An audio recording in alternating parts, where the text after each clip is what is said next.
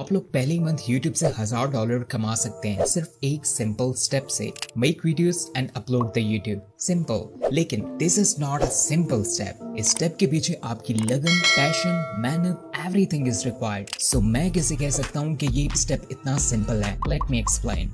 Mister Beast YouTube से $13 million कमाता है। So we all understand this thing क्योंकि मिस्टर जिमी अपनी वीडियोस में बहुत मेहनत करता है। बट ये चैनल भी YouTube से $1.5 लाख कमा रहा है बगैर कुछ किए। इस चैनल पर ना ही कोई फेस शो होता है, ना ही ये चैनल वीडियोस खुद क्रिएट करते हैं, लेकिन फिर भी $1.5 lakh per month. Wow man, I think this person is a genius।